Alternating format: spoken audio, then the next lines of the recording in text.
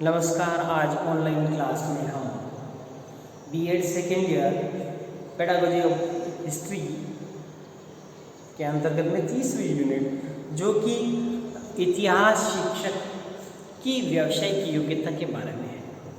किस प्रकार इतिहास का शिक्षक अपनी व्यावसायिक योग्यता को बढ़ा सकता है और बालकों के सामने अपनी बात को सरलता से रख सके, क्योंकि इतिहास एक ऐसा विषय माना जाता है जो बड़ा रुचिकर है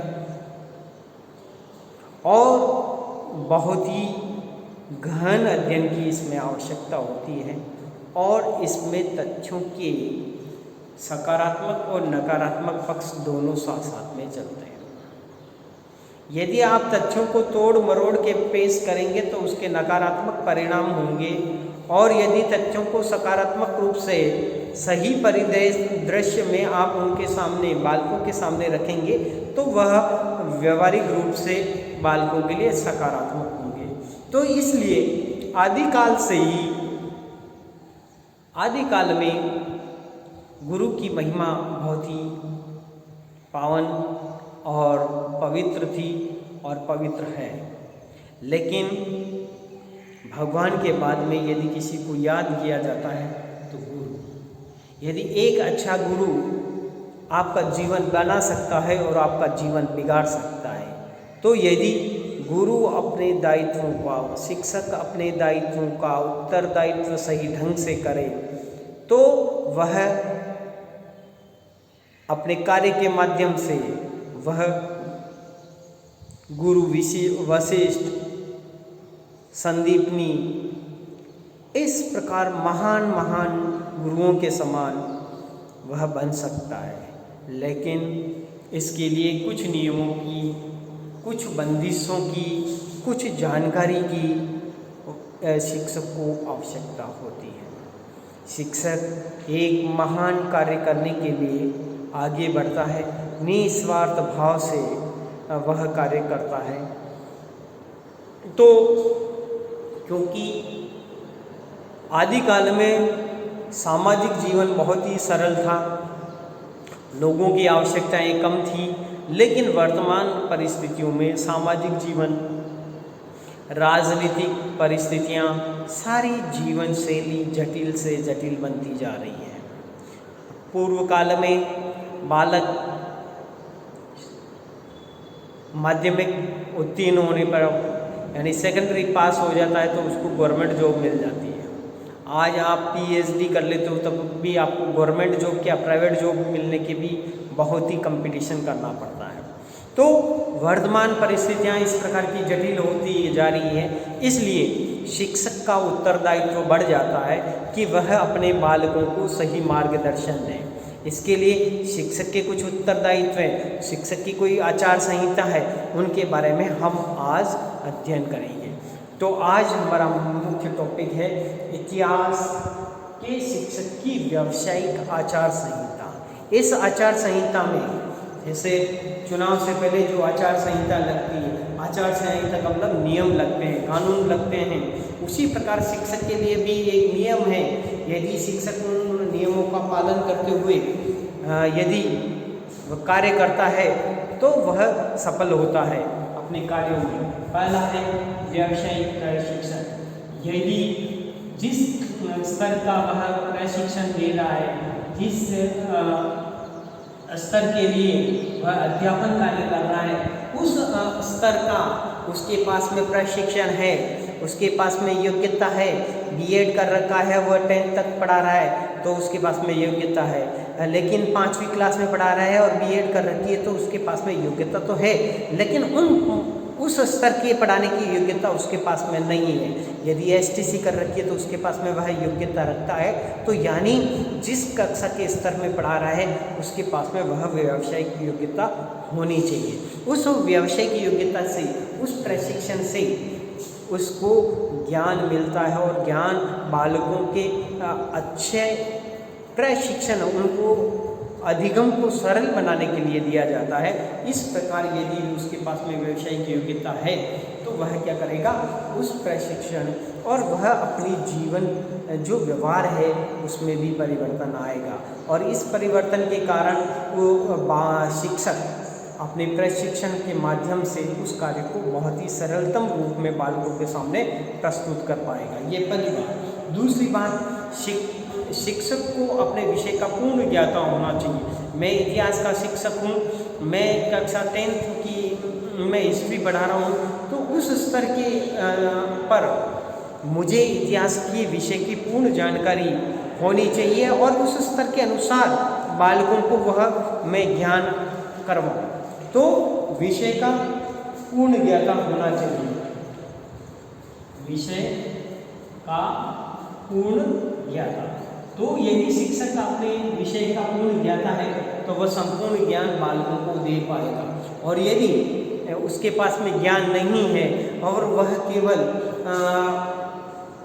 पूर्व ज्ञान पर आधारित ही या बुक लेकर अध्यापन करवाता है तो बालक उसको रुचिपूर्ण ढंग से नहीं लेंगे।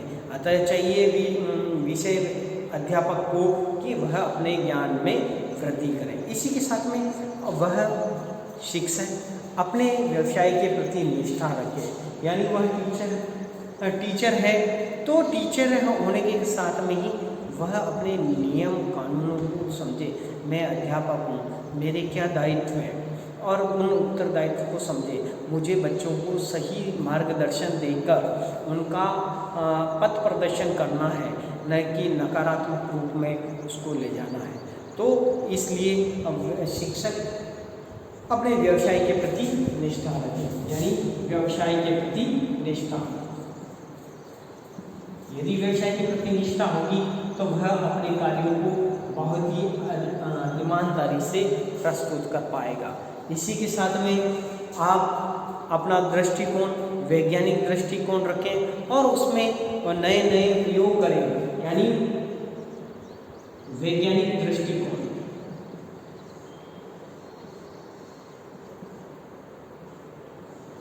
आप क्लास में गए, बच्चे पढ़ने के इच्छुक नहीं, आप बहुत तैयारी करके आए हैं लेकिन बच्चे पढ़ने के इच्छुक नहीं है, तो आप अपनी योजना को बदलते हुए, आपको पढ़ाना है लेकिन अपनी योजना को बदलते हुए उसका